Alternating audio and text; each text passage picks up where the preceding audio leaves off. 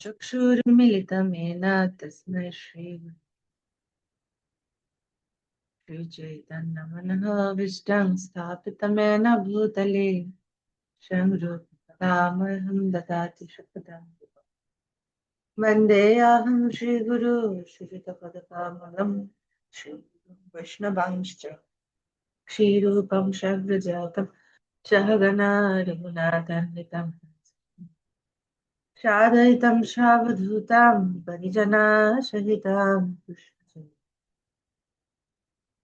श्रीराधा कृष्णपादान् सहगणा ललिता नमोऽयं विष्णुपादाय कृष्णपृष्ठाय भूतले श्रीमते भक्तिवेदान्त नमस्ते सरस्वती देवे गौरवाणी प्रचारिणे शून्यवादी पाश्चात्यदेश हे कृष्ण करुणा सिंधु दीनबंधु जगत्पते गोपिका कांत राधा कांत तप्त कंचन गौरांगी राधे वृंदावनेश्वरी देवी राशाय नित्याय परमात्मने बलभद्र सुभद्रा जगन्नाथ वञ्चाकल्पतरुभ्यश्च कृपासिन्धुभ्येव च पतितानां पावनेभ्यो वैष्णवेभ्यो जय श्री कृष्ण चैतन्य प्रभु नित्यानंद श्री अद्वैत गदाधर शिवशरि हरे कृष्णा कृष्ण कृष्ण हरे हरे हरे राम राम राम कम करति वाचालं कम लंघयते गिरिं यत्कृपातमहं वन्दे परमानन्दमाधवं श्री गुरुदिनतारिणं शुचेत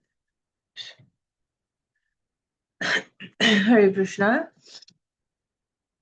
तो पॉजिटिव थिंकर কোর্সের আমরা আলোচনা আমাদের শেষ হয়েছে 5টি অধ্যায় ছিল আমরা যদি একটু মনে করি আমরা আজকে অনেকগুলো ক্লাস আমরা একসাথে করেছি তো কি আমরা জেনেছি পজিটিভ থিঙ্কার কোর্স থেকে 5টা অধ্যায় মূলত আলোচনা হয়েছে সাথে সাথে আমরা কিছু সদাচার থেকে জেনেছি কিভাবে আমরা সদাচারে কি ছিল ভক্তি বলতে অ্যাকচুয়ালি আসলে কি বোঝায় সেখানে সেবা ভক্তি মানে হচ্ছে ভগবানের প্রতি আমাদের সেবা নিবেদন তারপর মন্দিরে গিয়ে আমরা কি আচরণ বিধি কিভাবে প্রণাম নিবেদন করব প্রসাদকে কিভাবে গ্রহণ করব কিভাবে প্রসাদ পরিবেশন করব পোশাক কিভাবে আমরা পরিধান করব এই সমস্ত বিষয়াশয়গুলো সদাচার বিষয়ে জেনেছি আর অধ্যায় থেকে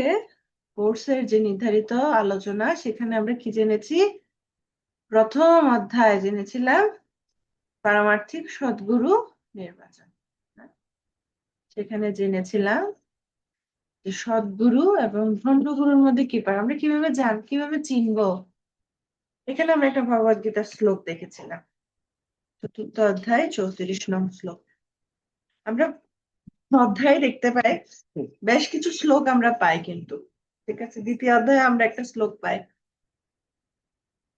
আচ্ছা তো আমরা পারমার্থিক সদ্গুরু নির্বাচন সেখানে প্রথমে দেখেছি যে পার্থক্যটা কি আসলে কিভাবে চিনবো সদ্গুরুকে কিভাবে চেনা যায় আর ভণ্ড গুরুর সাথে কি পার্থক্য আছে তো আমাদের প্রয়োজনীয়তাটা কি সদ্গুরু আমরা কেন গ্রহণ করব এবং সদ্গুরুর কাছ থেকে আমরা কি সুযোগ সুবিধা পেতে পারি কি চাইবো ঠিক আছে সাধুর কাছে মানুষ যায় বিভিন্ন কারণে আমরা প্রকৃত কি মনোভাব রাখবো সদ্গুরুদেবের কাছ থেকে ঠিক আছে এবং তিনি কি আশীর্বাদ তিনি তার শিষ্যদেরকে কিভাবে পরিচালিত করবেন তো এই বিষয়গুলো আমরা প্রথম অধ্যায়ে দেখছিলাম এর পরবর্তী অধ্যায়ে আমরা দেখছি যে সদ্গুরু মানে তিনি নিজের শাস্ত্রকে নিজের জীবনে প্রয়োগ করবেন এবং শিষ্যকে সে অনুসারে পরিচালিত করবেন। তাহলে শাস্ত্র হচ্ছে আমরা ভগবত গীতা, সমস্ত শাস্ত্রের সারাতি সার হচ্ছে ভগবত গীতা। দ্বিতীয় অধ্যায়ে আমরা ভগবত গীতা উপলব্ধির যে পন্থা সেটা আমরা দেখেছিলাম। এখানেও একটা আমরা ভগবত গীতা শ্লোক পাই, তাই কি না? মানে আমরা অনেকগুলো কিন্তু ভগবত গীতার শ্লোক পাই। তো যারা আপনারা এটাকে কাজে লাগবে, আপনারা এই শ্লোকগুলো মুখস্থ করতে পারেন, ঠিক আছে? এখানে শ্লোক হচ্ছে নবম অধ্যায় 1 নং শ্লোক। হ্যাঁ, সেখানে এই যে পরম বিজ্ঞান অর্জুনকে যে জ্ঞানটা দিয়েছে, মানে ভগবত গীতার জ্ঞান যে পরম বিজ্ঞান। বিজ্ঞান শব্দের অর্থ হচ্ছে বিশেষ জ্ঞান, যেমন তেমন জ্ঞান নয়, বিশেষ জ্ঞান। তো এটা বলা হচ্ছে এখানে, ঠিক আছে? তো ভগবত গীতা কেন এত বিশেষ, কিভাবে গীতা মাহাত্ম্যের শ্লোকগুলোতে মহিমান্বিত করা হচ্ছে, যে ভগবত গীতার সমস্ত শাস্ত্রের কল্পবৃক্ষের সাথে তুলনা করা হচ্ছে, সেখানে নির্যাস হচ্ছে এই শাস্ত্র ভগবত গীতা, ঠিক আছে? তারপর আমরা বেশ কিছু কাহিনী দেখি ভগবত গীতার এই অধ্যায়ে। আমরা মনে আছে দক্ষিণ ভারতের ব্রাহ্মণের গল্পটা, যে ভগবত গীতা পড়ার কি যোগ্যতা, তিনি বিদ্বান পণ্ডিত ছিলেন না। তাই ভগবত গীতা অধ্যয়নের জন্য এমন নয় যে আমরা কতটা ডিগ্রিধারী, আমাদের কত সংস্কৃতের দক্ষতা আছে।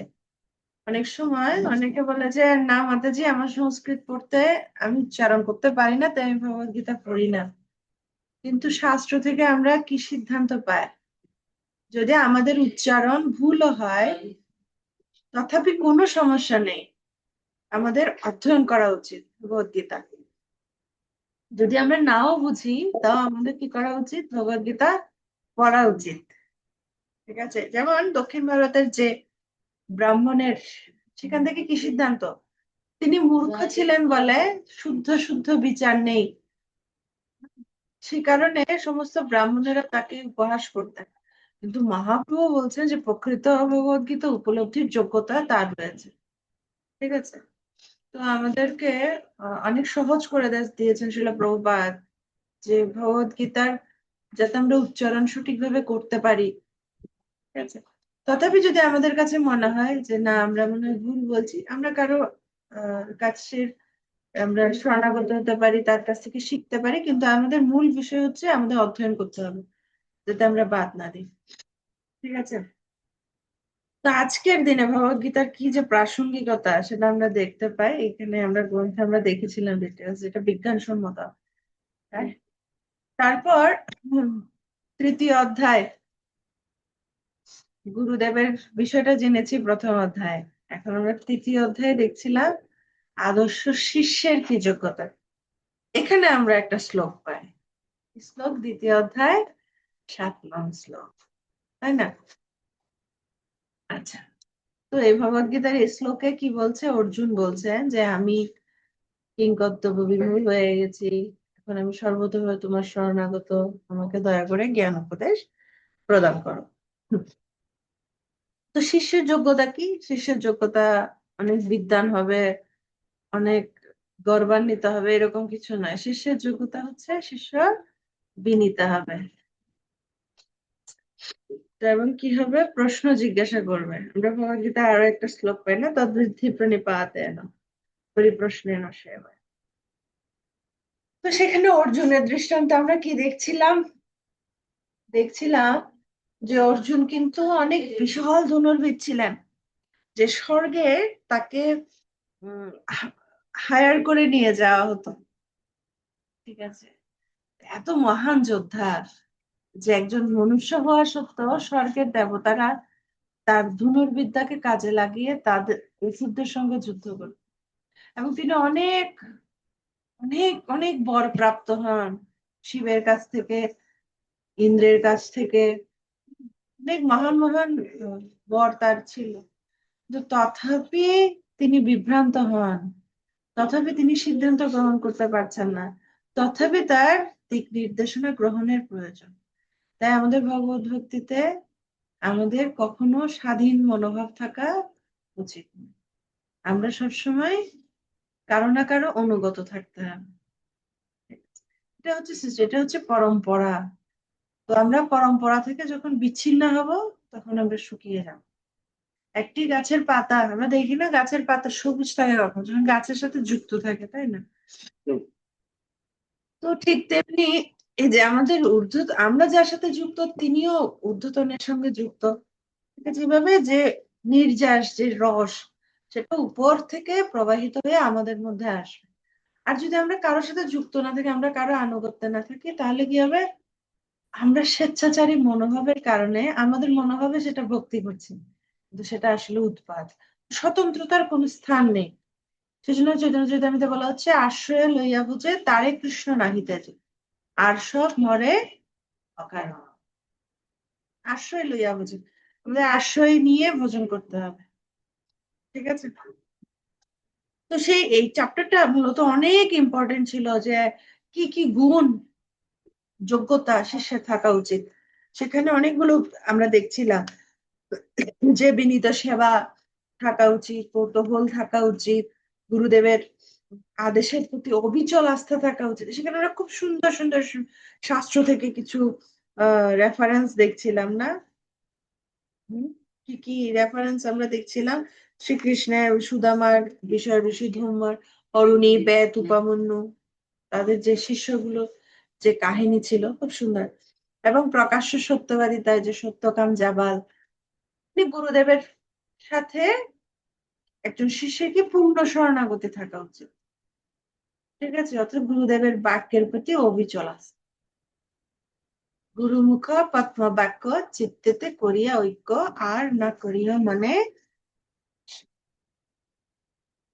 তো একজন ব্যক্তি কতটা সফল, এটা নির্ভর করবে সে কতটা গুরুনিষ্ঠ, গুরুদেবের প্রতি সে কতটা ঐকান্তিক।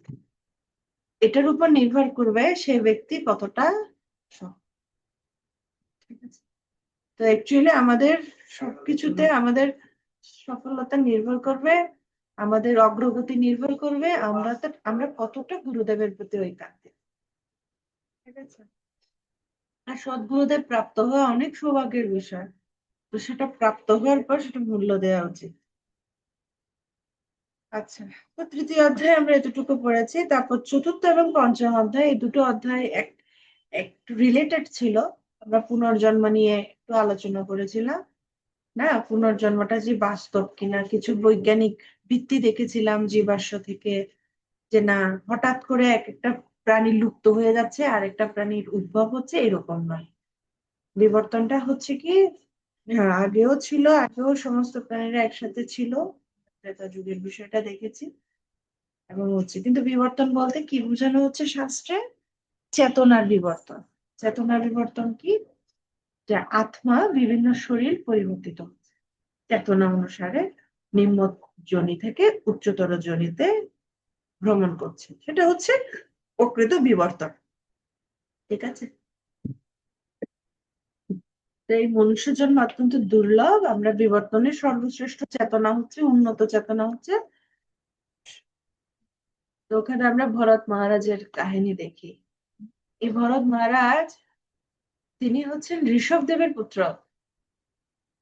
মহারাজ ঋষভ দেব, তিনি হচ্ছেন সাক্ষাৎ ভগবত অবতার। মহারাজ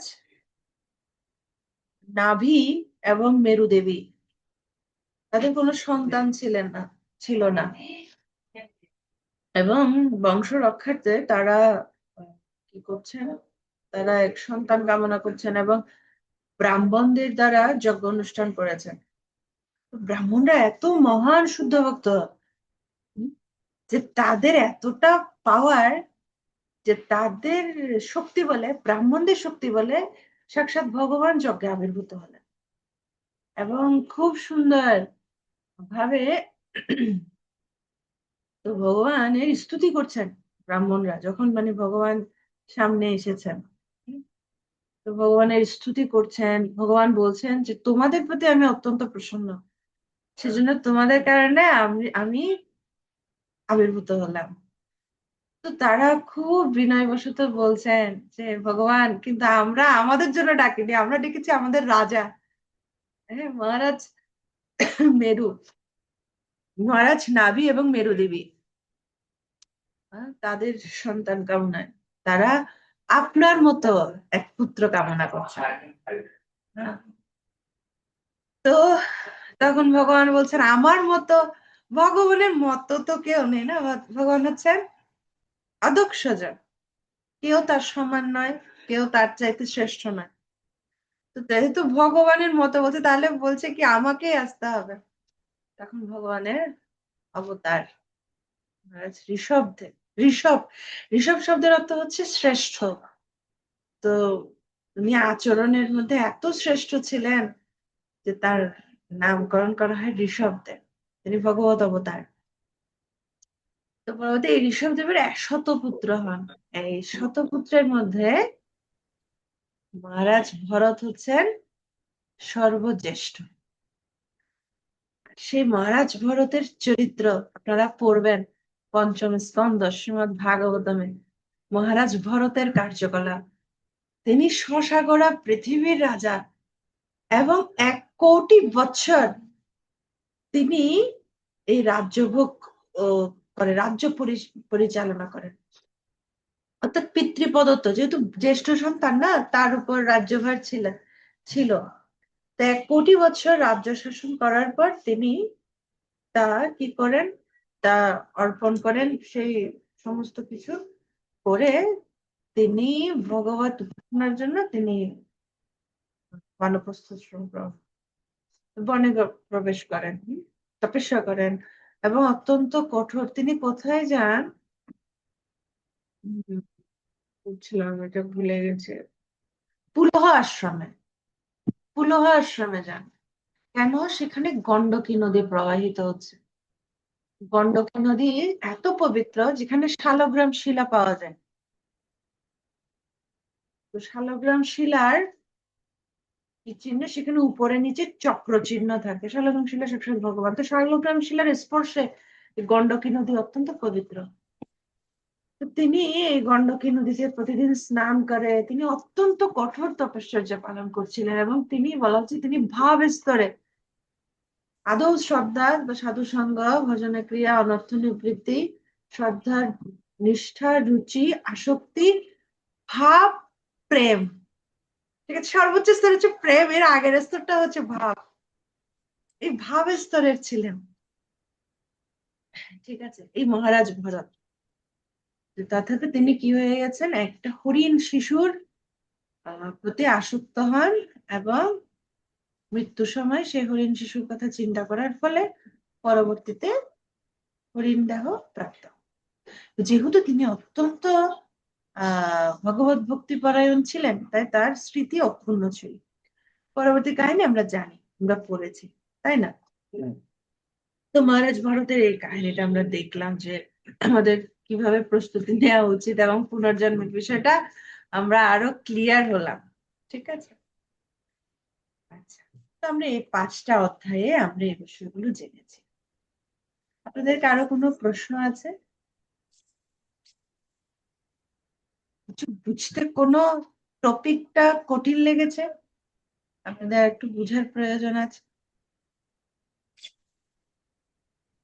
আচ্ছা, তাহলে আমরা এখন একটু প্রশ্ন নিয়ে আলোচনা। আচ্ছা, তিথি মাতাজি, হ্যাঁ মাতাজি বলুন।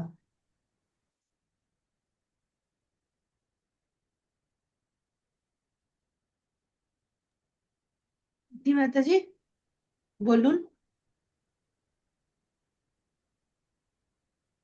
হ্যান্ড রেজ করেছেন মাতাজি, আমাকে শোনা যাচ্ছে, আমাকে শোনা যাচ্ছে মাতাজি। টুপা মাতাজি আমাকে শুনতে পাচ্ছেন? যাচ্ছে মাথা। আচ্ছা, মাইক্রোফোন অন করা যাচ্ছে না। শোনা আমি যাচ্ছে। আহ মাতাজি, আমি আপনাকে আনমিউট করার জন্য আস্ক করেছি, আপনি ওকে দিলে হবে মনে হয়।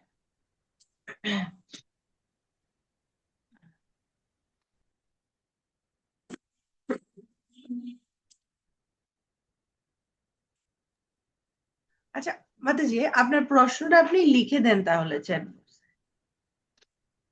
হয়তো আপনার ডিভাইসের কোনো সমস্যা, বাকিরা আনমিউট করতে পারছে। আচ্ছা, আর কারো কোনো কিছু জিজ্ঞাসা করা আছে? আচ্ছা,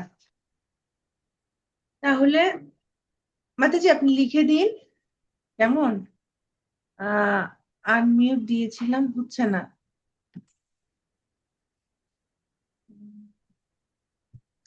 আপনি প্রশ্নটা লিখে দিন মাতাজি, হয়তো বা ডিভাইসের কোনো ডিস্টার্ব করছে। ঠিক আছে। আচ্ছা, তাহলে আমরা আহ কি নিয়ে আলোচনা করবো? পরীক্ষা প্রশ্ন নিয়ে তো আলোচনা করলে এটা যথাযোগ্য আচরণ হবে না, জাস্ট গাইডলাইন দিতে পারি। ঠিক আছে। তো ফাইনাল পরীক্ষা, এতদিন আমরা কিভাবে পরীক্ষা দিয়েছি? আমরা খেলায় খেলায় পরীক্ষা দিয়েছি। ঠিক আছে, একদম সহজ ছিল, গুগল ফর্ম ছিল, 4টা অপশন ছিল, সেখান থেকে চুজ করে না পড়ে পরীক্ষা দেওয়াটা সহজ ছিল। আমি জানি আপনারা অনেক পড়েছেন, যেমন যখন শিল্পী মাতাজি মাতাজি আমি প্রিপারেশন নিতে পারিনি, আমি পরীক্ষা কিভাবে দেবো, তখন আমার মনে হচ্ছে না সিনসিয়ার আছে সবাই। ঠিক আছে, এটাকে সহজ ভাবে নেননি, আপনারা পড়েছেন। তথাপি এটা হচ্ছে রিটেন পরীক্ষা, জুমে হবে, সবার ভিডিও মাস্ট অন থাকতে হবে।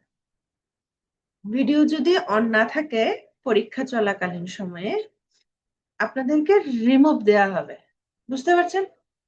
রিমুভ দেয়া হলে আবার কিন্তু জয়েন হতে পারবেন না। তার মানে এটাকে সাসপেন্ড করা বলা হয় আর কি, পরীক্ষা থেকে যেরকম সাসপেন্ড করে এখন অনলাইনে সাসপেন্ড করার মতো।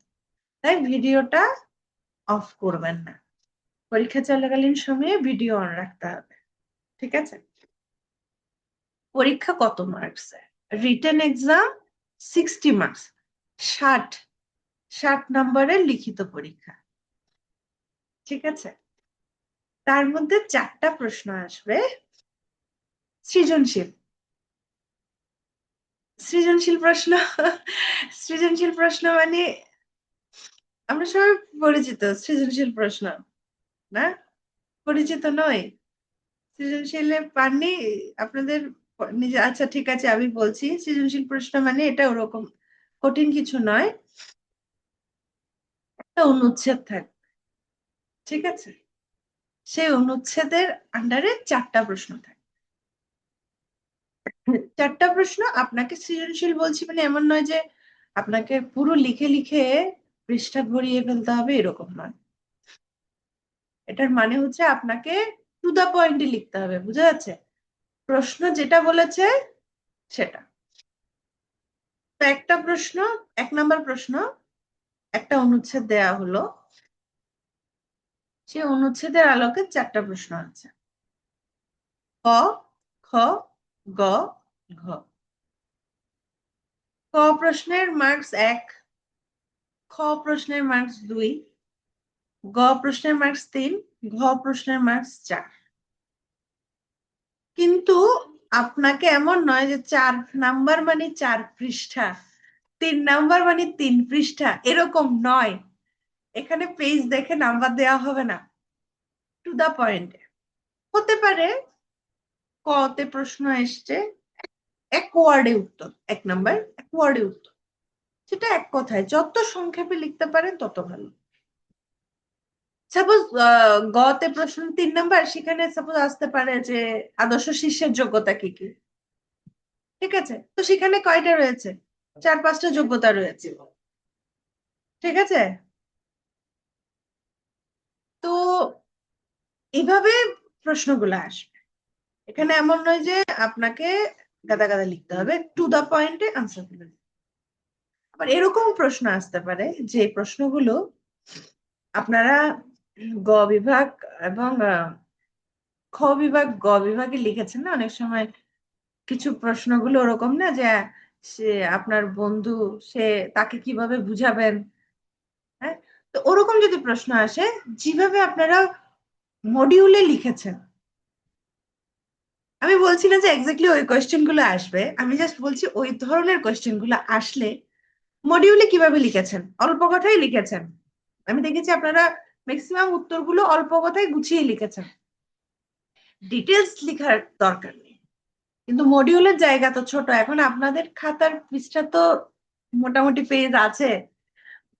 তো আকাশের একটু বলছে না যে আকাশকে কে পেজ হিসেবে ব্যবহার করে, সমুদ্রের কালি হিসেবে ব্যবহার করে লিখতেই থাকবেন না, ঠিক আছে? যাতে আমার সুবিধা হয়, আপনার টু দা পয়েন্ট অ্যান্সারটা লিখবেন, যে কি বলবেন। মার্কস বেশি পাবে যে যত কম ভাষায় লিখতে পারবে, সে তত মার্কস বেশি পাবে, ঠিক আছে? তাহলে চারটা প্রশ্ন থাকবে এরকম, মানে 4 4 16টা প্রশ্ন থাকবে, ঠিক আছে? 10 মার্কসের 40 একটা প্রশ্ন 10 মার্কস, একটা প্রশ্নের ভিতর 4টা প্রশ্ন, এভাবে 4টা প্রশ্ন থাকবে 40 মার্কসের, ঠিক আছে? এরপর বাকি বিষয়গুলো আপনারা প্রশ্ন দেখলেই বুঝতে পারবেন, সহজ থাকবে। আপনাদের উপলব্ধিটা কতটা গাঢ়, আপনারা অলরেডি অনেক সিনিয়র, অনেকগুলো কোর্স করে ফেলেছেন, ডিসকভার ইউরসেলফ করেছেন, স্পিরিচুয়াল সায়েন্টিস্ট করেছেন, এখন পজিটিভ থিঙ্কার কোর্স। তাই ওই প্রশ্নগুলো কোর্স করে যেটা বুঝেছেন নিজের ভাষায় লিখতে পারবেন। এবং একটা শ্লোক আসবে, শ্লোক অনুবাদ লিখতে হবে, ঠিক আছে? আমরা অনেকগুলো শ্লোক এখানে ছিল, তাই না? প্রত্যেকটা অধ্যায়ের শুরুতে শ্লোক ছিল কিনা? তো শ্লোক মুখস্থ শিখবেন, দেখে দেখে লিখা যাবে না, কেন কি আছে, ভাইভা আছে, তাই না? রিটেন তো ঠিক আছে, কিন্তু ভাইভা আছে। তো চতুর্থ অধ্যায়ে 34 নং শ্লোক আছে, দ্বিতীয় অধ্যায়ে 7 নং শ্লোক আছে, নবম অধ্যায়ে শ্লোক আছে, ঠিক আছে? তো যে কোনো একটা শ্লোক, নবম অধ্যায়ে 1 নং শ্লোক আছে, দ্বিতীয় অধ্যায়ে 7 নং শ্লোক আছে, চতুর্থ অধ্যায়ে 34 নং শ্লোক আছে, যে কোনো একটা শ্লোক অনুবাদ সহ শিখবেন, লিখতে হবে, ঠিক আছে? তো বাদ মাতাজি বাকি শ্লোক নাম্বার বলবেন? হরে কৃষ্ণ। শ্লোক নাম্বার গুলো আরেকবার বলবেন? এখানে বইতে আছে, ও তুমি দেরিতে জয়েন হয়েছো না, ও এখানে 4 34 9 1 2 7, ঠিক আছে? অনুবাদ সহ, ঠিক আছে? তার মানে 4টা সৃজনশীল প্রশ্নতে 40, বাকি 20, 10 হচ্ছে শ্লোক অনুবাদ, আর বাকি দুটো প্রশ্ন থাকবে ওখানে 5 5 করে, ঠিক আছে? 60-এর মধ্যে 55 পেলে পাস, ঠিক আছে? 55 পেতে হবে, 55-এর উপরে, ঠিক আছে? এরপর বাইরে আছে।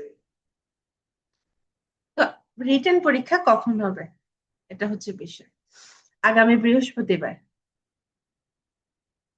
ঠিক আছে? জাস্ট পড়বেন আপনারা। আচ্ছা, 4টা সৃজনশীল প্রশ্ন কোথা থেকে আসবে? অধ্যায় আছে 5টা, সেখান থেকে যে কোনো 4টা অধ্যায়ের উপর প্রশ্ন আসবে, 4টা সৃজনশীল প্রশ্ন, ঠিক আছে? সহজ হবে, আপনারা লিখতে পারবেন, একটু মনোযোগী হবেন। পরীক্ষার সময় 2 ঘন্টা, পরীক্ষার সময় 2 ঘন্টা, 60 নাম্বারের জন্য সময় 2 ঘন্টা, ঠিক আছে?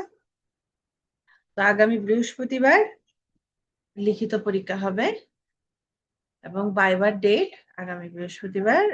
রিটেন পরীক্ষা শেষে যারা রিটেনে পাশ করবেন তাদের ভাইবা, ঠিক আছে? বলছি রিটেনে পাস না করলে ভাইবা হবে না। না, ঠিক আছে? আর 55-তে পাস, ঠিক আছে? 55 যদি পেতে, পরীক্ষা টেমই হবে এখন ক্লাস যে টেমে। হ্যাঁ হ্যাঁ, ঠিক আছে।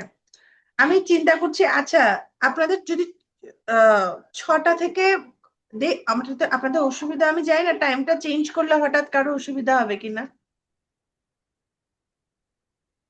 6টা থেকে 8টা হলে আপনাদের পরীক্ষার দিন অসুবিধা হবে না? দীপান্বিতা মাতাজি অসুবিধা হবে না, কারণ 8টা থেকে 7টা থেকে 9টা। অনেক রাত হয়ে যাবে তাইলে। ঠিক আছে, তাহলে 6টা থেকে 8টা পরীক্ষা। ঠিক আছে, আগামী বৃহস্পতিবার পরীক্ষা। কারো কোনো প্রশ্ন আছে কিছু বুঝতে? তিথি মাতাজি। হরে কৃষ্ণ মাতাজি, প্রণাম। মাতাজি, প্রথমে যেটা কোশ্চেন করতে চাইছিলাম ওটা হচ্ছে যে ওই যে গুরুদেবের আচরণের ক্লাসের সময় যে একটা শ্লোক বলেছিলেন যে তিতিক্ষব কারণিকা সুহৃদ সর্বদেশান, ওই শ্লোকটা মানে কি শ্রীমদ্ ভাগবতের না কোথা থেকে? হ্যাঁ হ্যাঁ, শ্রীমদ্ ভাগবতমের। আচ্ছা, আমি এটা শ্লোক শ্রীমদ্ রেফারেন্সটা বলছি। হ্যাঁ, আমি শ্লোক রেফারেন্সটা। হ্যাঁ, আপনার দ্বিতীয় প্রশ্নটা বলুন, আমি শ্লোক আরেকটা হচ্ছে রেফারেন্স। যে 6টা থেকে হইলে মানে সন্ধ্যা পুজো টুজো থাকে তো একটু সমস্যা হয়ে যায়, 7টা থেকে হইলে ভালো হয়। হরে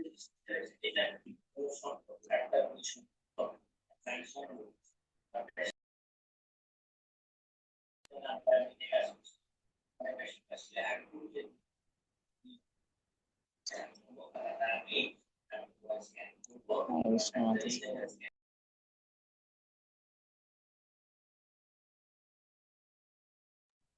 আচ্ছা, আমি এটাই চিন্তা করছিলাম, সবার একই হবে না। টাইম চেঞ্জ করলে কথা আসবে। ওকে, তাহলে ঠিক আছে, 7টায় থাকুক, 7টা থেকে। ঠিক আছে, পরীক্ষা আপনারা দিতে পারলে আমার কোনো সমস্যা নেই। ঠিক আছে, আর এটা শ্লোক রেফারেন্সটা আমার যতটুকু এখানে আমার মুখস্থ নেই মাতাজি। তৃতীয় অধ্যায় 25-21, আমি একটু দেখে বলছি। ঠিক আছে। আচ্ছা, টুম্পা মাতাজি। আচ্ছা মাতাজি, হরে কৃষ্ণ। হরে কৃষ্ণ মাতাজি, আমার কাছে বিবর্তন নিয়ে একটু সমস্যা আছে, যে বিবর্তনের এটা কি? এটা মাতাজি আমি বুঝি না আসলে, আমি বই পড়ে জাস্ট যতটুকু আছে অতটুকু লিখে দিয়েছি মাতাজি। আচ্ছা, সহজ কথায় হচ্ছে, কোনটা বুঝেননি? জাগতিক ব্যাখ্যাটা বুঝেননি না পারমার্থিক ব্যাখ্যাটা বুঝেননি? মাতাজি, জাগতিক পারমার্থিক দুটো আসলে আমি ক্লাসটা করিনি মাতাজি। ও আচ্ছা আচ্ছা। আচ্ছা, আমাদের ক্লাসের রেকর্ডিংটা তাহলে আপনাকে দিতে হবে। সহজ কথায় যদি বলতে চাই, বিজ্ঞানীরা বিবর্তন বলতে অ্যাকচুয়ালি এই বিবর্তনটা নিয়ে কেন আমরা এত আলোচনা করি, কারণ এটার উপর ভিত্তি করেই ভগবানকে বিশ্বাস করছে, আবার কেউ ভগবানের শরণাগত হচ্ছে, আবার কেউ ভগবানের শরণাগত হচ্ছে না, ভগবানকে মানছে না। তাদের ভিত্তি কি? বিবর্তন। তো সে কারণেই আমরা এটা নিয়ে কথা বলছি। ঠিক আছে, এত বিপুল সংখ্যক মানুষ যে নাস্তিকতাকে চুজ করছে, সেটার এক হ্যাঁ, তো সেটার একমাত্র কারণ হচ্ছে কি, এই বিবর্তনকে ভিত্তি করে, এই ফিলোসফিটাকে ভিত্তি করে তারা বলছে না ভগবানের কোনো অস্তিত্ব নেই।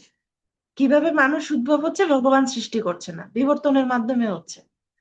তাদের ব্যাখ্যাটা ডারউইনের ভিত্তিকে, ডারউইনের তত্ত্বকে আঁকড়ে ধরে তারা এই ব্যাখ্যাটা দিচ্ছে। কিন্তু দেখা যাচ্ছে ডারউইনের যে ব্যাখ্যা, সেটা হচ্ছে পুরোটাই মনোধর্ম প্রসূত, কাল্পনিক, অনুমান। ডারউইন নিজেই বলছেন এটা হচ্ছে আমার অনুমান, জল্পনা কল্পনা। তো আমরা আলোচনা করছিলাম কিভাবে জিরাফ হয়ে গেছে, কিভাবে ভাল্লুক। তো এই জিরাফের হওয়াটা, এগুলো কাল্পনিক, এটার কোনো সত্যতা নেই, এগুলো হাস্যকর। এবং একটা প্রজাতি পুরোপুরি বিলুপ্ত হয়ে আরেকটা প্রজাতি হয়েছে, তাহলে এখন সমসাময়িকভাবে অনেক প্রজাতি একইভাবে বাস করছে কিনা।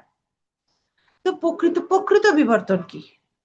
তো প্রকৃত বিবর্তন হচ্ছে, শিল প্রভুপাদ বলছেন যে প্রকৃত বিবর্তন হচ্ছে চেতনার বিবর্তন। আত্মা নিম্নজনী থেকে ধীরে ধীরে বিবর্তিত হয়ে হয়ে উচ্চতর দেহ প্রাপ্ত হয়। যেমন স্থলজ, স্থলজ থেকে কি হয়? উন্নত চেতনা। যেমন জলজ, এভাবে করে উন্নততর চেতনার হয়, তারপর মনুষ্য শরীর প্রাপ্ত হয়। তো এই যে আত্মার উন্নততর চেতনার শরীরে পরিবর্তন হয়, এটাই হচ্ছে প্রকৃত বিবর্তন। ঠিক আছে, কিন্তু যে বিবর্তনটা ইয়াতে বলছে যে ভগবান সৃষ্টি করেনি, না, ভগবান সমস্ত প্রজাতি একই সাথে সৃষ্টি করেছে। ঠিক আছে। আচ্ছা, মাতাজি, তিথি মাতাজি, এটা তৃতীয় অধ্যায় তৃতীয় স্কন্ধ 25 অধ্যায় 21 নং শ্লোক। তিতিক্ষব কারণিকা সুহৃদ সর্বদেহিনা জাত শত্রুব শান্তা সাধু সাধু ভূষণ। মাতাজি আবার একটু, শ্রীমদ্ ভাগবতমের দ্বিতীয় অধ্যায়ের তৃতীয় স্কন্ধ। 3, 25, 21।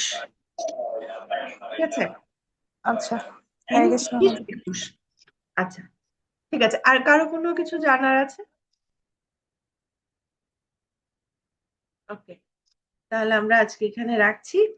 আগামীকাল রথযাত্রা, উল্টো রথযাত্রা, শুক্রবার আমাদের বন্ধের দিন। তা আমরা সবাই অংশগ্রহণ করব। যারা রথে অনেকে অংশগ্রহণ করতে পারেননি, পেন্ডা ছিল। হ্যাঁ, সাথী মাতাজি। হরে কৃষ্ণ মাতা প্রণাম। মাতা পরীক্ষাটা কি আমাদের জমে মানে আমরা মোবাইলে টাইপিং করে পরীক্ষা দিব যে ডাইরেক্ট, নাকি হ্যাঁ, নিজেদের খাতা কলমে লিখে পরীক্ষা দিবে। তো জমা আপনাকে কিরকম ভাবে দিব? ছবি তুলে, আচ্ছা মাতা, এটা বুঝি নাই তো সেজন্য। ছবি তুলে দিবেন, মাতা আপনার খাতা কলম রেডি রাখবেন। হ্যাঁ, যমুনা চৌধুরী।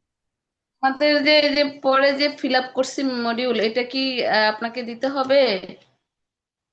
আচ্ছা, ওটা যারা তখন দেয়নি তারা একসাথে ফিল আপ করে দিচ্ছে, মানে একসাথে পুরোটা পাঠাচ্ছে। আপনারা রাখুন, আমি আপনাদের থেকে নেব। ঠিক আছে, চতুর্থ অধ্যায় পর্যন্ত কমপ্লিট করেছেন মানে 90% কমপ্লিট না? আপনারা কমপ্লিট করে রাখুন। ঠিক আছে, দেখুন। আচ্ছা, কারো কোনো অসুবিধা আছে? লাস্ট চ্যাপ্টার, 5th চ্যাপ্টারটার কুইজের কোনো সমস্যা? আমরা আলোচনা করেছিলাম ক্লাসে, কোনো সমস্যা থাকার কথা না। ঠিক আছে, যারা দেননি এখনো মডিউলটা ফিল আপ করে আমার কাছে ছবি পাঠাননি, পিডিএফ করে পাঠাননি, তাড়াতাড়ি পাঠিয়ে দেবেন। অন্তরা মাতাজি। হরে কৃষ্ণ মাতা প্রণাম। মাতা, আমাকে তার আগের ক্লাসের রেকর্ডিংটা একটু দেওয়া যাবে? আমি ওটাতে ছিলাম না তো। আমাকে ডেট ডেট উল্লেখ করবেন, কোন তারিখের ক্লাসটা আপনি করেননি। তার আগের মানে কি, মানে কোন তারিখ? ঠিক আছে, প্রতিবারে। হ্যাঁ, আচ্ছা কোন তারিখ এটা বললে আমি পাঠাবো। কেমন? আচ্ছা মাতা, আচ্ছা। আচ্ছা আচ্ছা, যারা জয়েন হয়নি, আহ, যারা আজকে জয়েন হয়নি, আপনারা আপনাদের জানাশোনার মধ্যে আপনারা খবরটা পৌঁছে দিবেন পরীক্ষা। ঠিক আছে, কারণ রিটেন পরীক্ষা পরে আর নেওয়া সম্ভব না হতে পারে। ঠিক আছে, আর পরীক্ষা না দিলে তো সার্টিফিকেট নেই। ঠিক আছে, তো পরীক্ষা মূল, ফাইনাল পরীক্ষা। ঠিক আছে, সেজন্য জানিয়ে দিবেন, খবরটা পৌঁছে দিবেন যে ফাইনাল পরীক্ষা হবে। ঠিক আছে, তো আপনারা ভালোভাবে প্রস্তুতি নিন। হরে কৃষ্ণ কৃষ্ণ কৃষ্ণ হরে হরে, হরে রাম রাম রাম হরে হরে। जय जगद्गुरु श्रील प्रभुपाद की जय, समवेत भक्त वृंद की जय। निताय गौर शितनाथ। हरे कृष्ण।